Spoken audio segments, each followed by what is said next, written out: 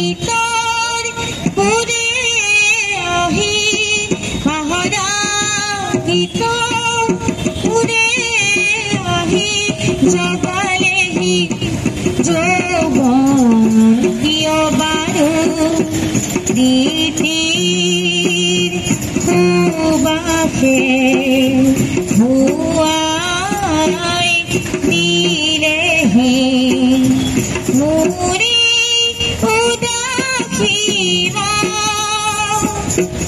পাহৰা গীতৰ সুৰে আহি পাহৰা গীতৰ সুৰে আহি জগালেহি যৌৱন কিয় বাৰু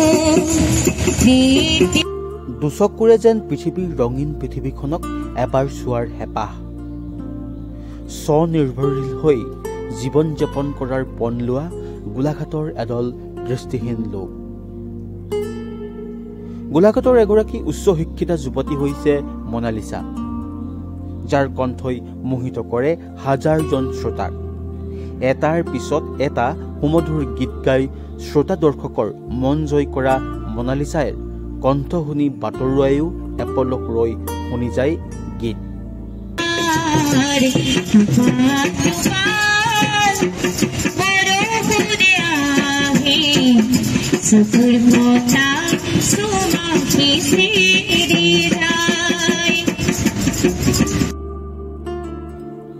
ৰদ বৰষুণক নেওচি অসমৰ বিভিন্ন পদপথত গীত গাই এইগৰাকী মনালিছাই কলা শাখাত স্নাতক ডিগ্ৰী লাভ কৰা মনালিছাৰ দুচকুৰে নেদেখে যদিও হাৰ মানিব নোখোজে।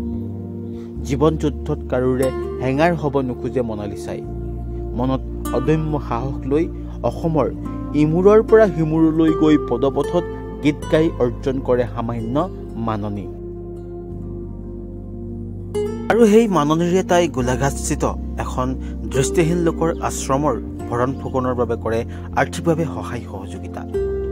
শেহতীয়াকৈ ডিব্ৰুগড়ৰ মহানগৰৰ থানা চাৰিআলিত দেখা পোৱা গ'ল মনালিছা বৰাক গীত গাই থকা, লগত বাদ্য সংগত কৰা কেইগৰাকীমান দৃষ্টিহীন লোক।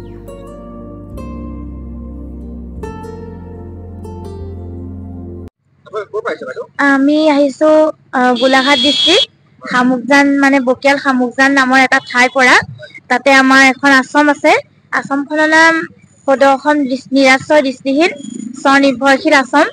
আমি 10জন দৃষ্টিহীন ব্যক্তিয়ে বসবাস কৰি আছো তাতে।